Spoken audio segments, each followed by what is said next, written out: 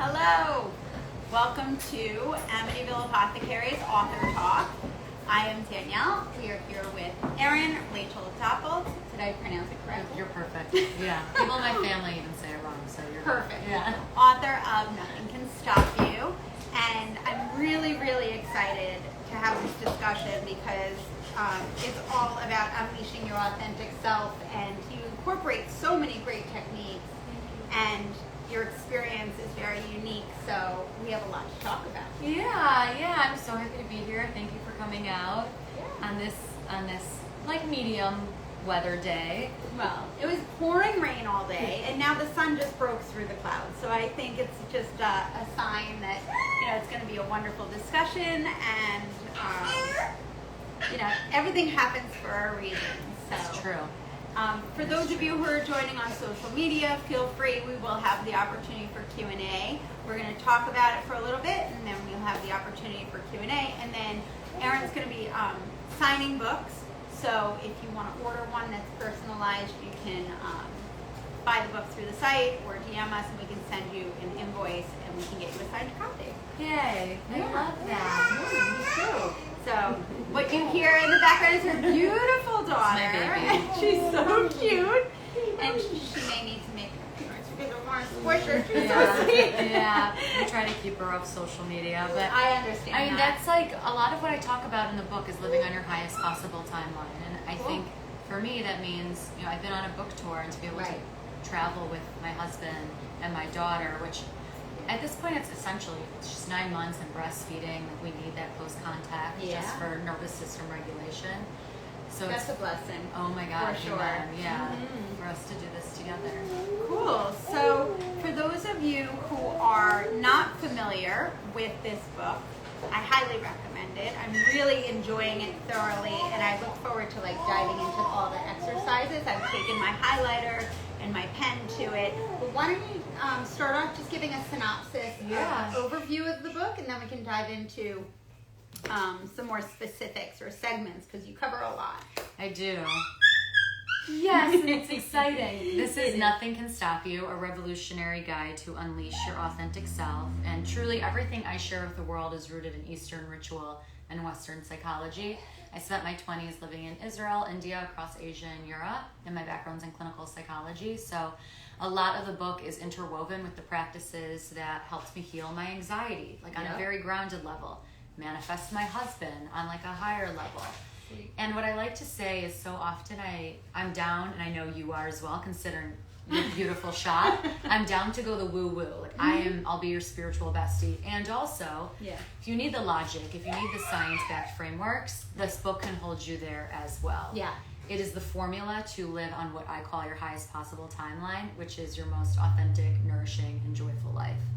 Great. So, and I wrote it in a way where if you're newer on the spiritual or self-development path, it's going to welcome you.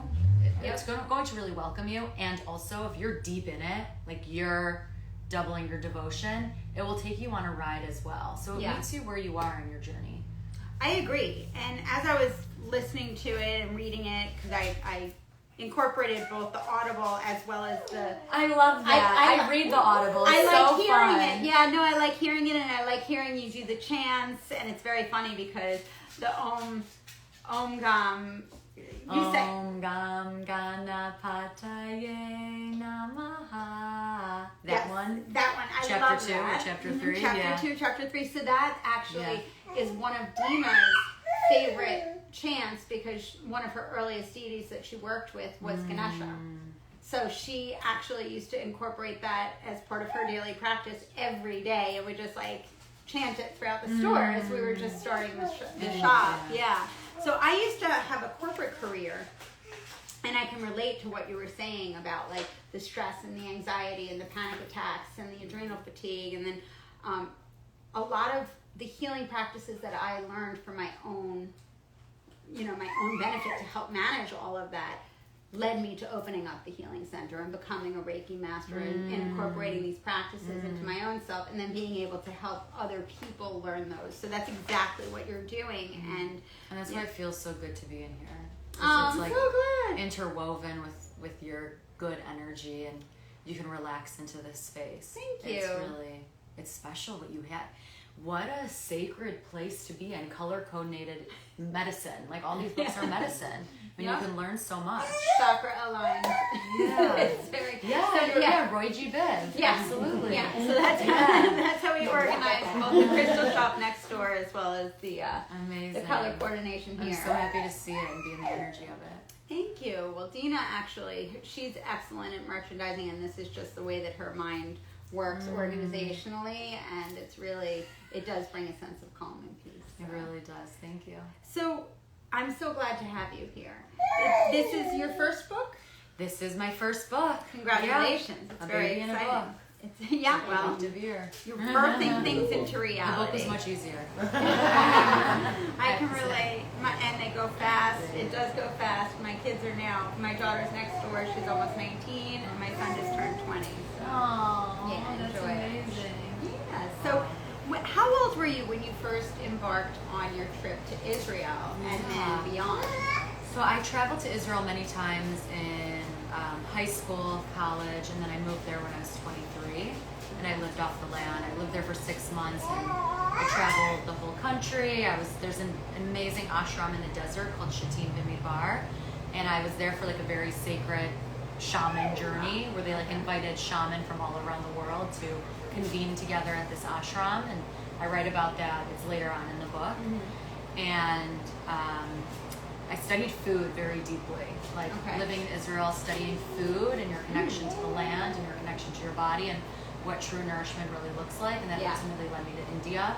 And I lived in many different ashrams and spiritual centers. I worked in the slums of Mumbai.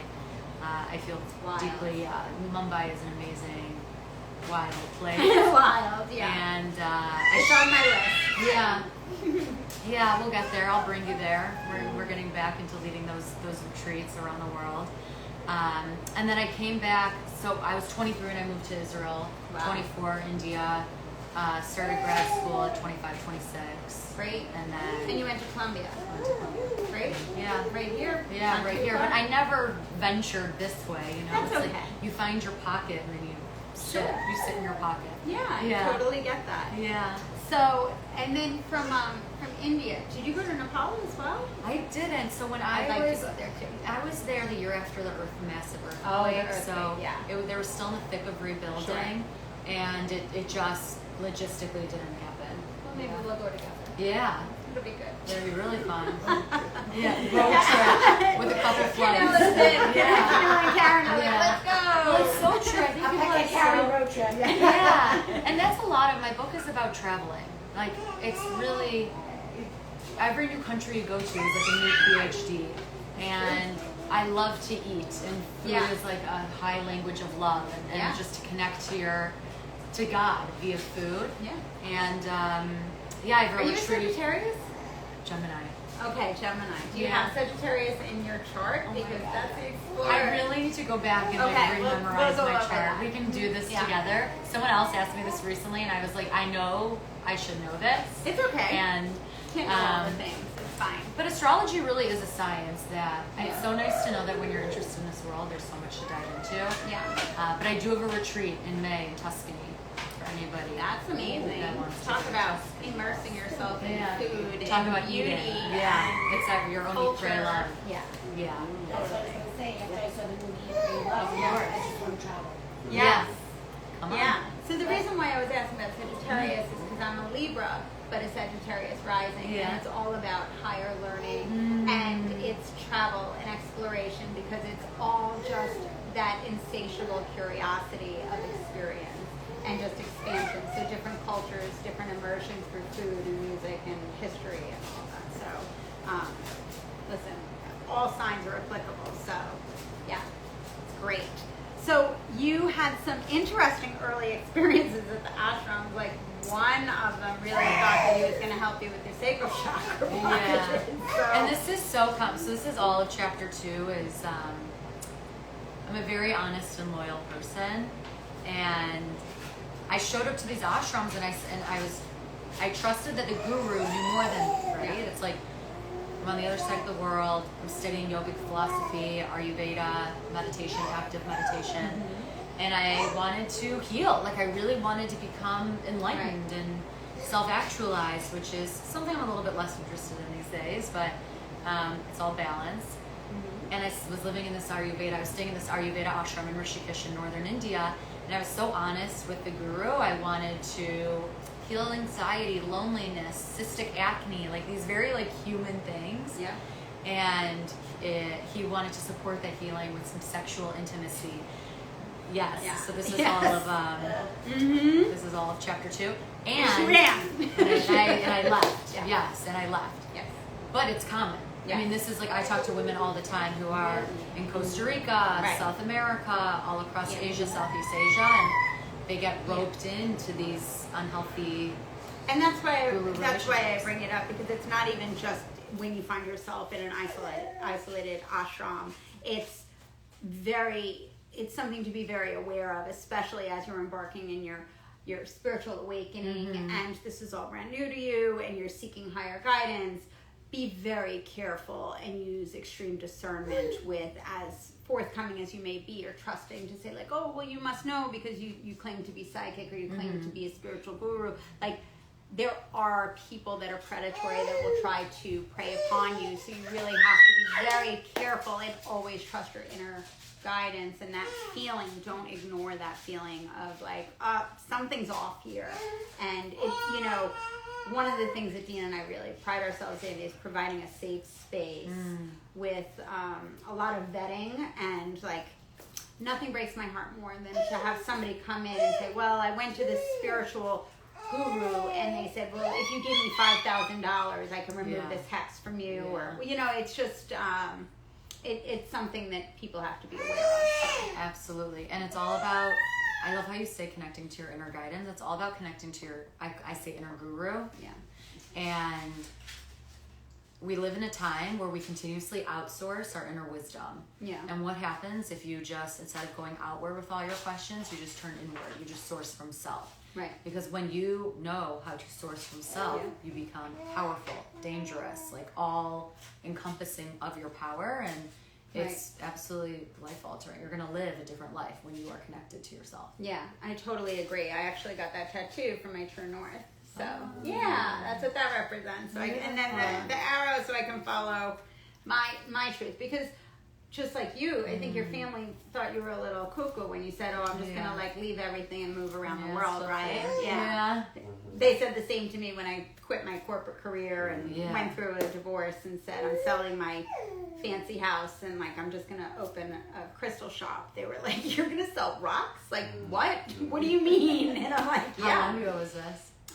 We're coming up on 6 years. Amazing. That we've been open. That seems and it's evolved and grown, but Dina and I had the vision and we knew where we were heading, and even though other people didn't share that vision for us, we had the conviction that we knew what we were doing was true and authentic to ourselves. Absolutely. Yeah. And that's where the magic lies. Yeah. But, it definitely comes with hard work and dedication, and you have to close that outside noise, because there's a lot that comes at you. People are, if it pushes somebody outside their comfort zone, it almost makes them feel better to say like, well, you can't do that, because it challenges their comfort, I think, right? I talk about this a lot in the book. It's like, sometimes it is a really big act of quitting a job, of breaking up, of moving cities, of like a really radical physical action, and sometimes it's taking deep lower belly breaths before reacting. It's drinking more water. It's shifting your diet. It's like choosing positive thought over a negative thought. They add up over time. Yeah. But I do think so often people have these like inner callings to take a big radical act, and I encourage you to just like visualize, for anyone who's listening and hanging out with us, what does it look like to take that radical act? Yeah. Is it possible? And I mean, it's definitely possible, and that desire exists for a reason. And that desire is a symptom, a wink from God, the universe as you understand it, of what it can look like to live on your highest possible timeline. Yeah. We question our desires, and we need to stop, because our desires are very unique to us. Right. And oftentimes they're rooted in something from a very young age. Yeah. I mean, a lot of the things that I do here were things that I enjoyed when I was young. Yes. As I look at this little angel. And I put those interests to the side as I grew up and did what society expected of me. course. And then it came full circle where I came back to myself. And you incorporate in this book, guys, there's so many great exercises. First of all, the breathing, the box breathing, the meditative walking.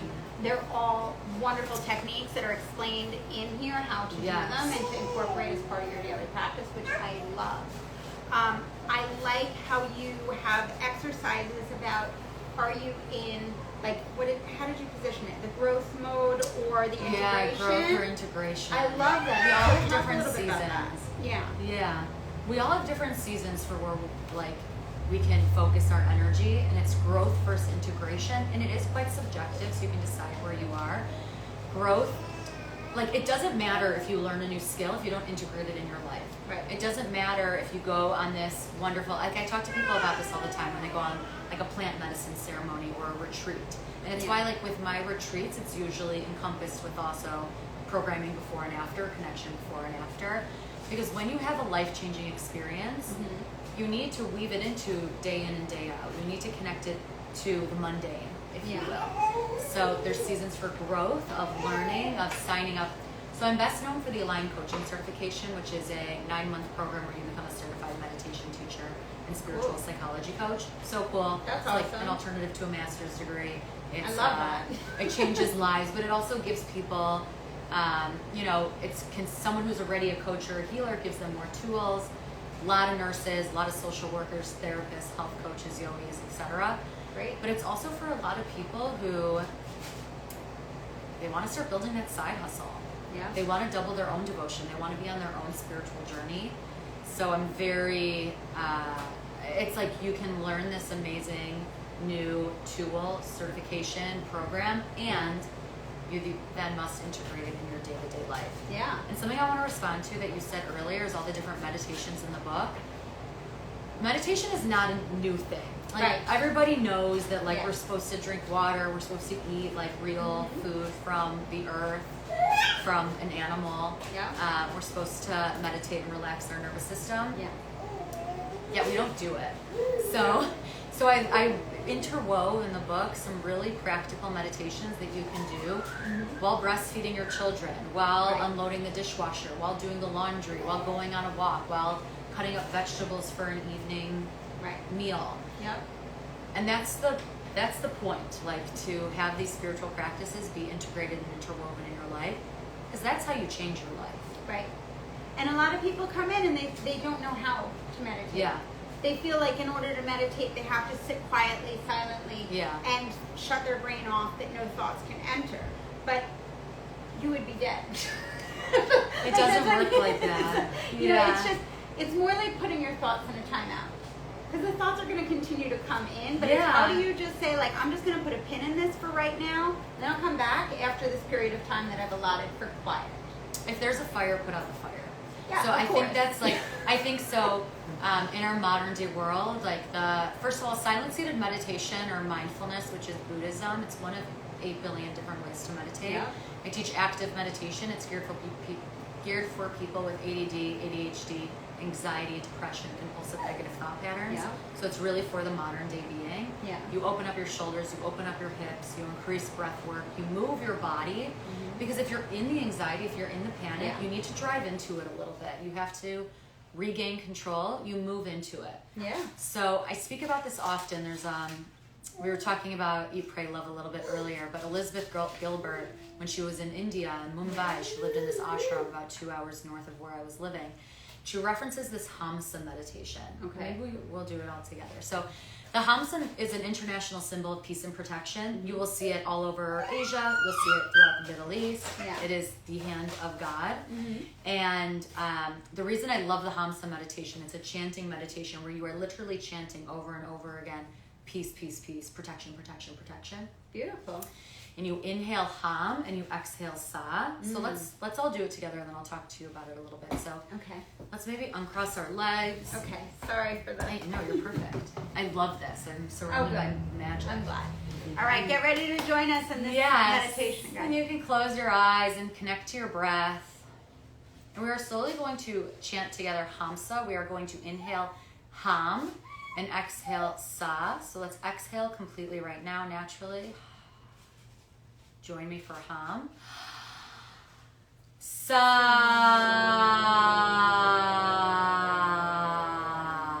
3 more. Sa. 2. Sa. Last one. Sa. And you can roll your shoulders back. Gently open up your eyes. What we know about the Hamsa meditation, what we know about panic and anxiety, for all of us who live in cold weather climates, I'm Chicagoan, you know when there's snow or ice on the ground and you start skidding, you are taught to drive into the skid, right? Not like pull out. Right. When you drive into the skid, you use the car to regain control. The same thing is true with the Hamsa meditation in a panic or anxiety attack. You use this breath almost as if you're already hyperventilating. Right. So like almost moving into that breathing sequence to regain control. And it's very life altering and it's very powerful. Exactly. Good job. That baby. Good demonstration. So big. So Good job. oh, good. So I don't have the best vision. I see there's some comments. I will try to go back and see them in a moment. Like when we get to the Q&A, I'll go back and I'll. Amazing. Yeah. So. And this will be saved online, guys, both on Instagram as well as YouTube. So we'll be able to go back and do these practices. So I personally am somebody who goes out in nature, and I find that very grounding. And like even just sitting on a park bench and closing my eyes and listening to all the sounds around me, like the birds chirping and such, I find that very grounding. The box meditation is the breathing exercises, very helpful, simple techniques to incorporate. I had taken an 8-week course called MBSR, which is mindfulness-based stress reduction techniques, and it incorporates all of these things that you teach, you know, journaling and yogic exercises and movement, body scans, ways to incorporate. I am here now, I am present, I am safe. Absolutely. And it helps reduce the anxiety of the panic of what's to come, or the rumination of what happened. Absolutely. And there's some practices that are like just passed down word of mouth later on in the book. Meditate, connecting to your breath and having these practices for yourself, it's going to, once you're regulated, you make different decisions, you eat different food, you have different dreams and different thoughts. Yeah. I also talk a lot about manifestation in the book, which is another incredibly profound practice. I love As well as the framework for happiness and joy and emotional intelligence, which are, the PERMA You want to model. talk about which the PERMA model? Yeah, so the PERMA model was brought to the world by Martin Seligman, Dr. Seligman of UPenn, and it's so American, but it's so Western. The actual framework of happiness. And I want to respond to MBSR. So mindfulness-based stress reduction, it is the awareness of your breath. So even us sitting here right now, the awareness of myself taking a breath through the mouth as opposed to my nose, the sound of the air turning on, which I like, it's calming.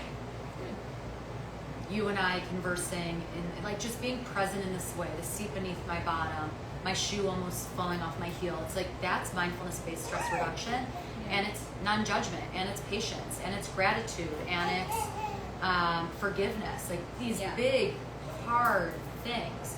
So MBSR is really powerful. We do talk about it in the Align Coaching Certification. And to answer your question, so the PERMA model is the actual framework to increase happiness. It works. It works a lot for people that experience seasonal depression, just when it's cold in the winter and dreary. It works, I would say, for even bigger, heightened emotional states. But the PERMA model is P stands for positive emotions, E is engagement, R is relationships, M is meaning, and A is achievement or accomplishment. And I have a whole chapter dedicated to this. I liked how you broke that out. Yeah, it was nice. Because it's so spiritual. It's so spiritual. It's a spiritual science to me. So science of happiness, emotional intelligence, science of nourishment. These are such spiritual sciences. And we ground it all in clinical psychology, which is very fun and good to know that that's in that space. But the PERMA model, it will make you happier. And just one example of it is like, we need to have aligned relationships. So the R in PERMA is going out of your way to have relationships that feel expansive, nourishing, where you can really be your most authentic self in those relationships. Yeah. But like at a corporate organization, it even means having maybe a running club or a new mom club or a book club, like little things like that, like-minded people. The A in the PERMA model is accomplishment, and you know, in the workspace, it's maybe earning more money for working hard, getting more paid time off, getting a fancy title, or it's running a 5K, or showing up for a first date, or meditating 30 days in a row, or cooking 3 meals in 1 week. You know, it's like little things like this that you want to focus on, and it works. It makes you happy. Yeah. It really does. I think you have a beautiful way of breaking things down very simply. The amount of journal prompts that are in here are wonderful.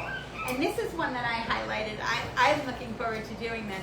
It's imagining your older, wiser self to serve as the sage that you ask. Like, envision yourself like me as an 80-year-old. What do I look like? And I loved how you described yourself, like hanging out, braless and a moo-moo. Right? You're just totally in your body with It's your true right wisdom. now. It's very true. So fun. But like, what does your 80-year-old self look like? Do you think they would overthink a conversation you had with your boss or a new friend? How would they feel about your social group? How does it feel to embody this older version of yourself? And it shifts the perspective. So then once you create this vision of your 80-year-old self, you can call upon that character of your future self and ask advice. And absolutely, that's powerful. yeah. It's like, and that's all about sourcing from within. So Yeah. of course you could go to a coach, mentor, therapist guide. You could talk to your mother, Yes. your cousins, your siblings, your partner.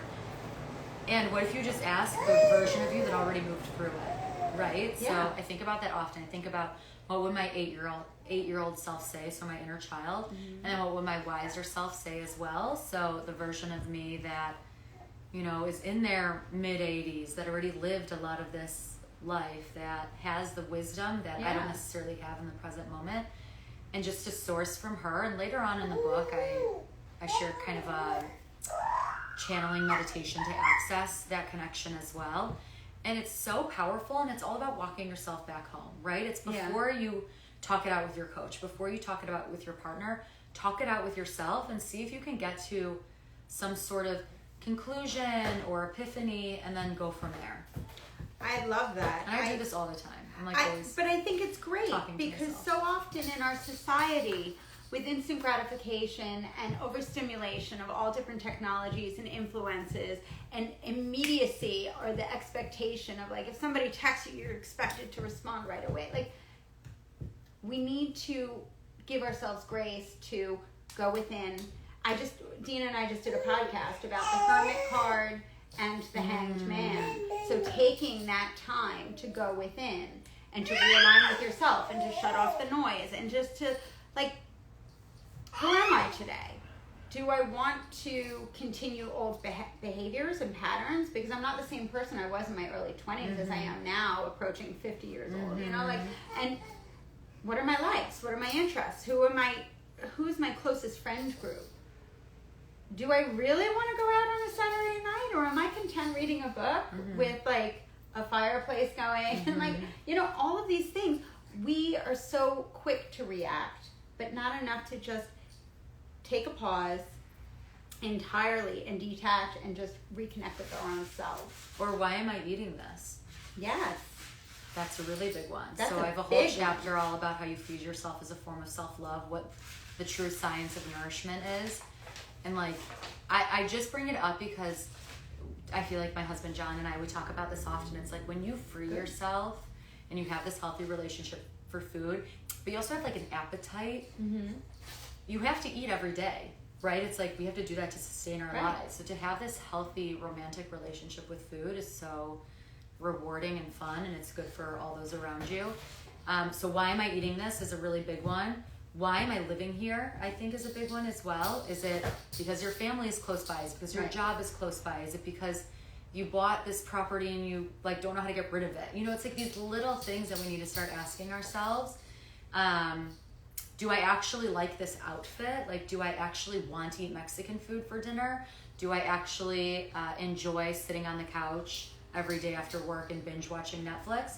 The answer might be next. It might be yes. Might be yes. It might be yes. And there's seasons for that. So, right. For how long? Yeah. That's the point. Like, you can do that for a little while, but is that your existence? Yeah. We're back to being nomads. So we're from Chicago, and we spent the last couple of years living in Austin, Texas, and we just moved everything into storage. And we haven't gone through winter in a really long time. We travel. However, it's important to have a winter sometimes. It's important to have these weeks or months where you're in your cozy clothes. Yeah. Where you are reading your books and you're watching your movies. And I'm rereading Harry Potter right now. Like, it's like warm soup. Like, it's so good. Yeah. It's like a bubble bath. It's the best. I mean, I'm up with her a lot. So it's like, you can't do a lot of like, I feel like with this new spiritual stuff, I sometimes need it to be during the day. Yeah. When I'm reading this material. Yeah. Because if I do it sometimes late at night, I don't. You want to have a sharp mind. Yeah, and you have a young one. Plus, so I get it. I mean, I have this shop with everything. Have you read a lot of this? You should see my library at home. It's extensive. I have more color books. Coordinated? It's not. No, I recently moved, so right now I just was happy to get everything on the shelves. But there are books that I'll pick up and I'll read a few chapters and then I'll come back. I have stacks next to my, on top of my dresser. I have a different bookshelf in my room. I have oracle decks and tarot decks. But like on occasion, sometimes I'll just pick up like a mystery like novel just to change things up and get a different type of stimulation for my brain. So like, you gotta diversify. Absolutely. It's the same thing as everything. You want it to stay fresh. I love personal development. I love, Brene Brown and all of that. And then I'll switch to like an astrology book, or I'll just dive into a tarot deck. Like Catacoins is a new deck that I love. It's like magical unicorn cats. That's so fun. It's just fun because maybe we should do it full. Yeah, we could. I mean, it's just a journey, and you have to lead where the breadcrumbs are leading you, right? Yes. Because that keeps it fresh. Oh my God, it's just winks. Yeah. It's like, I love that. Even when my Erin, my PR with my publisher, even brought this up. How do you turn down an opportunity to talk about God or spirituality or the divine in a room of, like, to be in the company of all these great artists and authors and seekers? It's, oh my, you could feel it. It feels so good. So I'm so glad. I'm so glad too. It's so fun. Well, we've been having a lot of fun since we opened this. We opened the crystal shop 5.5 years ago. It's crazy. And it was just the front of the store. And then we expanded upstairs. And then we expanded to the back, which took over the backyard. And then we were busting at the seams. And then we took over this space, which we dedicated as the Athenaeum, which means like library. It's Athena, at Amityville Apothecary. So it's all the books and decks. But we started this whole series of author talks, both in person as well as live streaming. It's just been such a joy to get to know the creators, and it's so exciting to have the discussions about like your experiences, your wisdom, your training, and your perspective. And it's so diverse, and it's just been really, it's been a real gift, quite honestly, because Dina and I, we have our own perspectives based on our own experiences, and our community is just so robust. Like, we have people, especially during the pandemic, our business evolved enormously because we had to physically shut the doors. And we said, well, what are we going to do? So at that point, every night we would go on live for at least an hour. And we would invite our friends, we would invite our guests, we would invite our partners, or it would just be us, just having discussions about the topic. And people from all over the world and all over the country convened and became our community.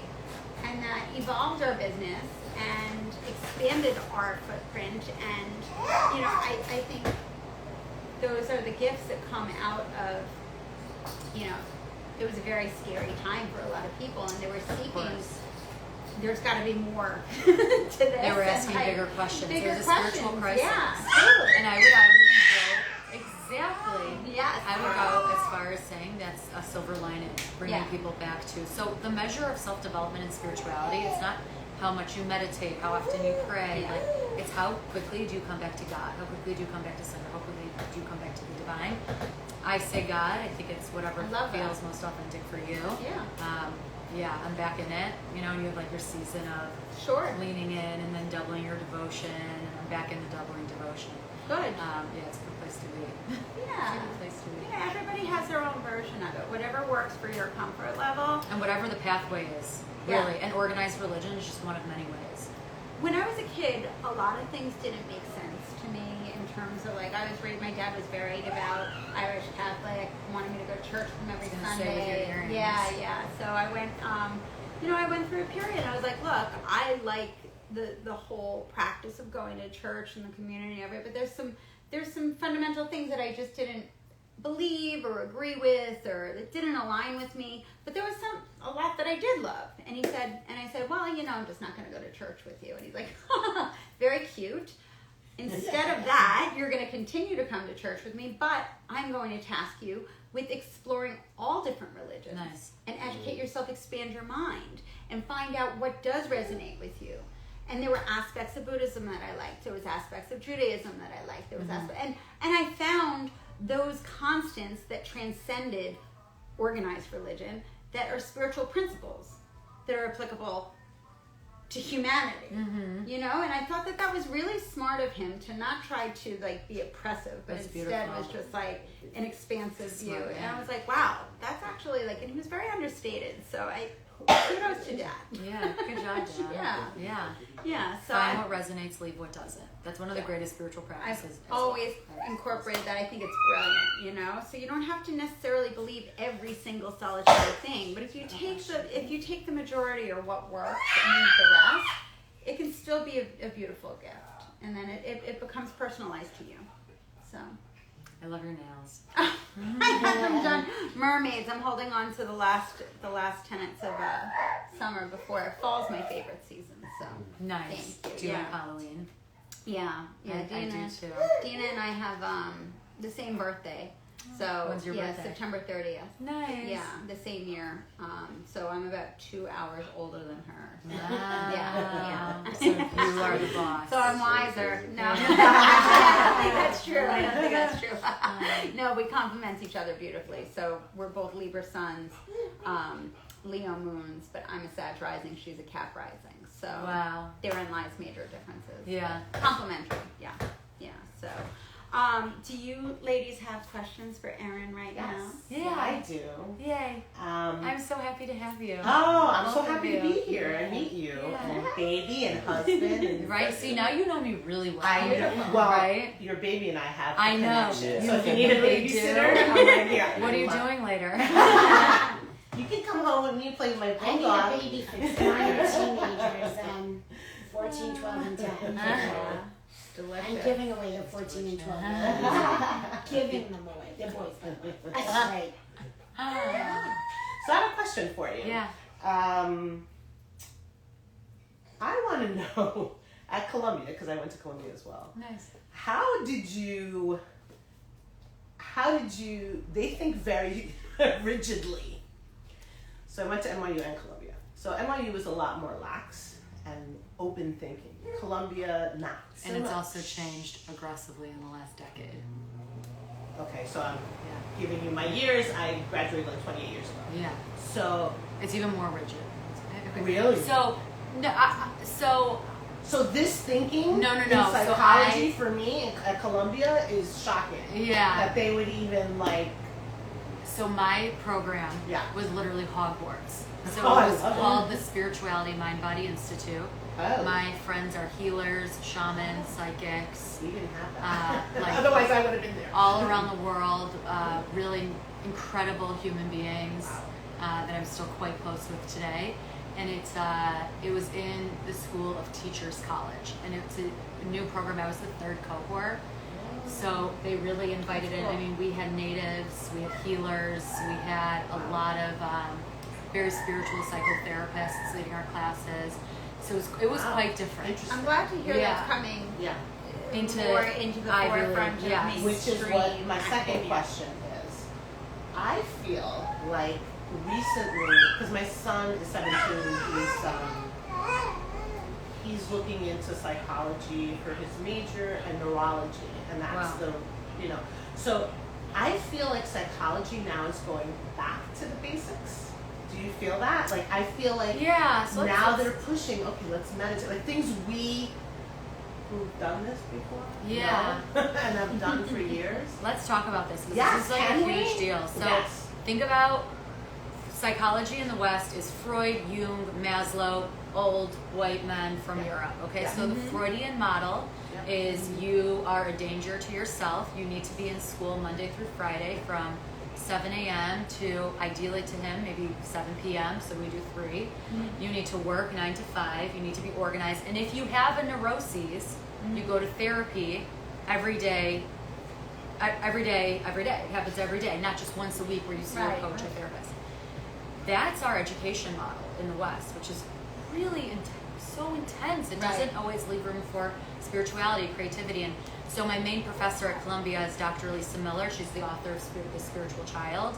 She does really fundamental, wild, powerful research on how anxiety, depression is just a symptom that you're on the brink of a spiritual awakening.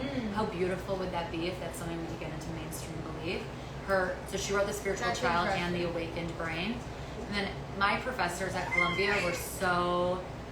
They were just spiritual, but like they had the degree to offer these teachings. And I think so many people are under, like, behind the door, very witchy and spiritual and almost closeted in that way. And it's so nice that people are coming out into the world to share these practices. Because it's underground. Yeah, it's historically been like yes, practiced, but quietly. And we keep overcomplicating everything. So going back to basics, eating a good diet, getting sunlight in the morning, 8 hours of quality sleep when you can. Healthy relationships where you're kind to yourself and you're kind to others, right? This is like in the Torah, the Bible, the Bhagavad Gita, the Quran, like being good to your neighbor. Absolutely, psychology is coming back to basics because we've overcomplicated it for so long. And we love diagnosing in the West. And instead of getting to the root cause. Which absolutely. Absolutely. Definitely. So I always wanted to go to school to be a psychologist, but then I decided not to. Yeah, I think that's why a lot of people are pursuing mentorship and coaching. I think that's why the coaching space is really expanding. That's why I love the Erin coaching certification, because I'm literally bringing in the most powerful classes that I learned at Columbia and spiritual practice and a full-on meditation teacher training. That's cool. So I feel like the call for me was how can I create more teachers, because I wrote the book so I can serve in this way, and it's quite hope to God, like accessible. And may you double your devotion and take yourself on your own spiritual journey, study these practices, and then once you know how to regulate your nervous system, you have a responsibility to share. Once you become happier, you have a responsibility to share. We're enrolling right now, and it's our 8th cohort. Like, it's a huge program. So what a gift. And it's so wonderful that you can teach people these tools that they can leverage as part of their everyday life, and then easily teach their friends as well. It's the gift that keeps on giving without sounding cheesy. I want to just go over here and see. I know that there was some comments. I'm just going to see if there's any questions. Guys, if you have any questions, type them into the field, because I know that there was one early. And while you do that, Daniel, I was going to say, with teaching, I'm seeing it with my own kids, because my oldest is ADHD. They don't fit in a box. Like, his brain, and now it makes sense, since he was in preschool, he has a creative brain. And they want these kids to be in this box, and he's going into 9th grade to high school. From 7 to 3, he doesn't work like that.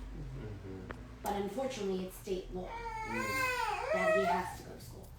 Yeah, that is a huge conversation piece, because and there's a lot of new schools that are being birthed from this conversation, but it's expensive, right? So there's Montessori, there's Waldorf, there's Goddard. I mean, there's so many different. I looked into all that. Yeah, and there's also nature school. Yeah.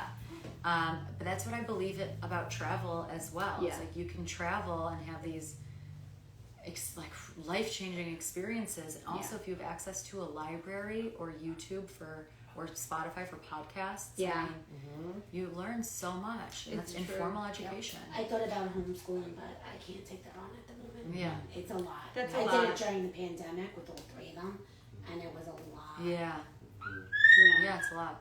I just took my kids to Ireland for the first time. Amazing. Got back last week, and they even said, going there was very life-altering and eye-opening for them because they had complete cultural immersion, and they met their family, and they learned about their ancestors, and we stayed in the house that my grandfather was born in on the family farm. Like, it was just very... It's amazing. It really was very spiritual and profound for all of us to experience that together. And you can put your foot on that. So that immersion and that experience, I could talk about it all day long, and they just didn't understand until they actually experienced it. And it was like, it actually was life changing for them. And I'm so grateful. One of the questions that I'd like you to share is people said, how can I find out about the retreat, Tuscany and other? Oh my God, yay. I don't know if my Instagram is connected to this. Is it? I will tag you as a collaborator for this. Yeah, come hang out with me, and it's top secret. I haven't even shared it yet, so you're all the first to know. But the cool thing about Tuscany, it's all about being well fed, spiritually, emotionally, and physically. Amazing. So it's going to be a 6-month program. We work together online. I feel like so many people want... Since they got the book, they want to dive deeper. So it's group coaching, and I'm bringing in all my friends who are healers to educate on astrology and human design and German new medicine, and like just all the most amazing spiritual themes.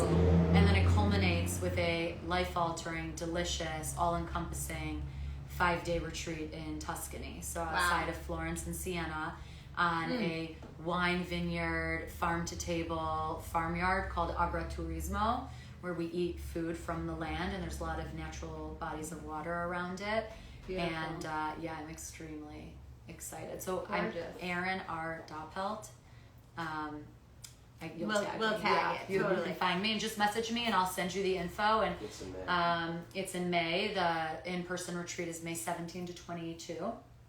And like all things, I bring my husband and my baby. So just to keep it. Beautiful. But I think that's the new way of leadership, right? I'm not one thing. I'm a mom. I breastfeed. My baby's on the boob. I'm up with her at night. I'm also an entrepreneur and an author. It's real. It's and, life. And I can't do this. So often we have a war on women where you have to be one thing or the other. Right. You're either a boss mom or a go girl, or you're like a homesteader. And I've had it with those. Trad wife. Yeah. I find it condescending when people try to say like, boss babe. Yeah, like, we no, dumb down how we speak to each other. We're not doing that. We are powerful beings Yeah. that encompass all. And it's a reclamation that's happening right now. Totally. But the community matters. The circle matters. The people you bring together matter. Totally. And somebody else had asked, out of all of your travels, what is the most significant place that's had the most impact for you? Tel Aviv. Yeah, you want to change your life? Go to the land. Yeah. It's gotta be powerful. It's you land at Ben Gurion Airport, and you just like feel the presence of Israel, and you feel, oh my God, it's like the most majestic, incredible place. And every just the culture, the people, it's so incredible and interwoven. Awesome. Hi guys. We're just doing a live talk right now about, this is Erin's book, so you're welcome to join us for a few. We're actually coming close to wrapping it up, so thank you so much. Yeah, thank you for spending so much time here. My great joy. Yeah, and for anyone who's watching, I'm ErinR Dopppelt, Erin R. Dopplelt on Instagram. Message me any questions, comments, feelings. I can hang out with you over there. Thank you so much for having me. Thank you so much for hanging out. We're going to have signed copies of Erin's book that you can buy here from us, and we will connect all the socials, and please come back again, and we'll share all the information. It's been a pleasure. Thank you so much. Awesome. Well, thanks for joining us, guys. We will talk to you all soon, and feel free to share this with all of your friends. And like I said, I highly recommend it. So thanks for spending time. We'll see you soon. Bye. Yay.